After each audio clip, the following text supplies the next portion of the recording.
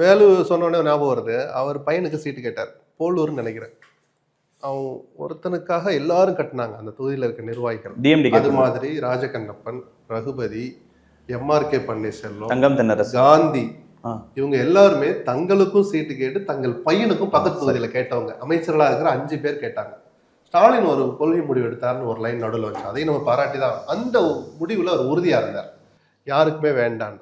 இப்போ காந்தி கொடுத்தாங்க, காந்திக்கு கொடுக்கல ஒரு பையனை கொடுத்தாங்க. அதில் ஒன்றும் தப்பு கிடையாது. 2 அப்பாவுக்கும் கொடுத்து பையனும் கொடுத்துங்கிற நாம இந்த தேர்தலில் அந்த ஸ்டாண்ட் எடுக்கணும்ல. வேலும் அதற்கு தப்பவில்லை. அதில் கொஞ்சம் உறுதியாக இருந்தாங்க.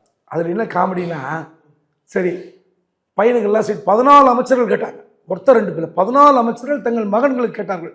சரி 14 பேருக்கு சீட்டை கொடுத்துருவோம்.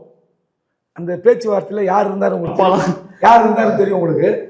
14 பேருக்கு சீட்டு கொடுத்துடலாமான்ட்டு. ஆனால் உங்கள் தொகுதி தான் இல்லை மகன்களுக்கு கொடுக்குறோம். ஆனால் எந்த மகனுக்கும் அமைச்சர் பதவி கிடையாது. சீட்டா அமைச்சர் பொறுப்பு யாராவது ஒருத்தர் கொடுக்குறோம். 14 பேர்ல உங்களுக்கா மகனுக்கான முடிவு பண்ணுங்க. ஆனா மகன்கள் ஜெயித்தாலும் ஆட்சிக்கு வந்த பிறகு அமைச்சர் பதவி கேட்கக்கூடாது.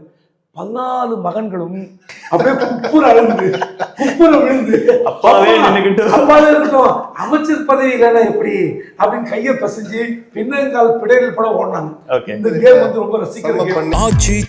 எந்த சமையலும் ருசி தேடும் ரகசியம் 20 ரூபாய்.